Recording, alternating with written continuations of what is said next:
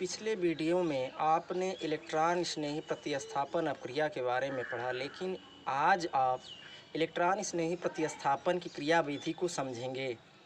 Electron स्नेही प्रतिस्थापन की जो क्रियाविधि है, इसको हम 3 चरणों में डिवाइड करते हैं। पहला चरण है इलेक्ट्रॉन स्नेही का उत्पादन, दूसरा है कार्ब धनायन का बनना और तीसरा मध्यवर्ती कार्ब धनायन से प्रोटॉन का विलोपन है। इन 3 चरणों में इलेक्ट्रॉन स्नेही प्रतिस्थापन की क्रियाविधि संपन्न होती है। तो सबसे पहले हम जो पहला चरण समझेंगे वो है इलेक्ट्रॉन स्नेही का उत्पादन। जब एरीन का नाइट्रीकरण, एल्कलीकरण या एसिलीकरण कराते हैं तो उसमें aluminium trichloride as a Lewis acid के रूप में कार्य करता है, जो आक्रमणकारी अभिकर्मक के साथ संयुक्त हो करके आर प्लस, RCO प्लस व Cl प्लस क्लोरीनियम आयन के रूप में इलेक्ट्रॉन स्नेही प्रदान करता है। इसमें सबसे बड़ी रोचक तथ्य ये है कि जब सल्फ्यूरिक एसिड और नाइट्रिक एसिड के मिक्सचर के बीच में क्रिया होती है नाइट्रोनियम आयन प्राप्त करने के लिए, इसमें सल्फ्यूरिक अम्ल जो है एसिड के रूप में कार्य करता है, जबकि नाइट्रिक अम्ल एज ए बेस के रूप में कार्य करता है। चूँकि एसिड प्रोटॉन डोनर होता है, जबकि जो बेस के रूप में कार्य कर रहा है नाइट्रिक एसिड, वो एज ए प्रोटॉन एक्सेप्टर के रूप में है। तो यहाँ पर sulphuric acid oxygen more electronegative होने के कारण अब बॉन्ड पेयर के इलेक्ट्रॉन को अपनी ओर खींचता है, जिसकी वजह से इस पर माइनस का चिन्ह उत्पन्न होता है और हाइड्रोजन का इलेक्ट्रॉन भी ऑक्सीजन की ओर शिफ्ट होने के कारण इसमें प्रोटॉन का विलोपन होता है। प्रोटॉन का ऑर्बिटल वैकेंट होने के कारण, चूँकि इलेक्ट्रॉन का सबसे ज़्यादा अट्रैक्शन खाली कक्षक की ओर होता है, अतः नाइट्रिक एसिड में ऑक्सीजन के पास लोन पेयर इलेक्ट्रॉन और वे बेस के रूप में कार्य करने के कारण ये प्रोटॉन को 2 इलेक्ट्रॉन दे करके उसके साथ बॉन्ड फॉर्मेशन करता है और सल्फ्यूरस अम्ल ऋण के रूप में हमें प्राप्त होता है। अब इसको आगे आप समझेंगे। चूँकि ऑक्सीजन ने अपना एक लोन पेयर इलेक्ट्रॉन प्रोटॉन को देने के कारण इसका एक ऑर्बिटल वैकेंट हो जाता है, जिससे इस पे चार्ज प्लस होता है, जिसका तात्पर्य है कि ऑक्सीजन के पास कुल मिलाकर 6 ही इलेक्ट्रॉन हैं।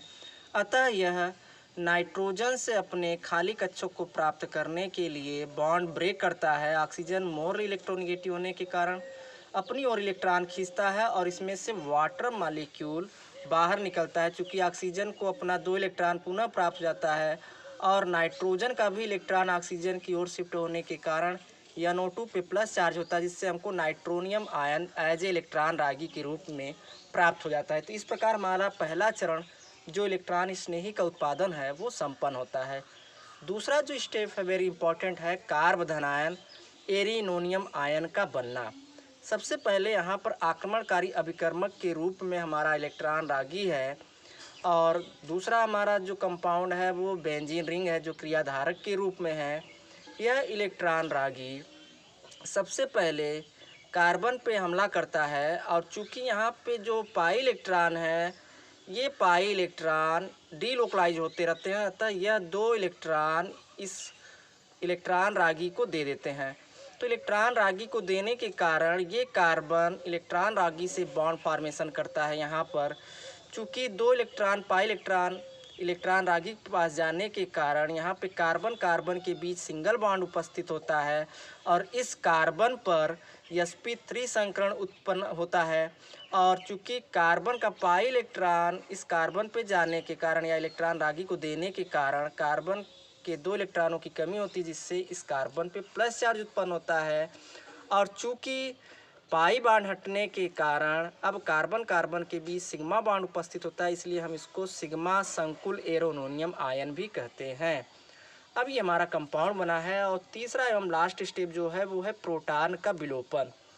अब जो हमारा सिग्मा संकुल एरोनोनियम आयन बना है इसमें आपको मैंने अभी बताया था कि एल्यूमिनियम टेट्राजोक्लोराइड आयन होता है वह या सल्फ्यूरस एसिड वह इस कार्बन पे हमला करते हैं और चूँकि कार्बन में हाइड्रोजन से बॉन्डिंग है और इलेक्ट्रॉन रागी से बॉन्डिंग है, तो यहाँ हाइड्रोजन के बॉन्ड पेयर के इलेक्ट्रॉन कार्बन अपनी ओर खींचता है। कार्बन मोर इलेक्ट्रोनेगेटिव होने के कारण अपनी ओर खींचता है, क्योंकि वो अपना पुनः मूल संरचना प्राप्त करना चाहता है।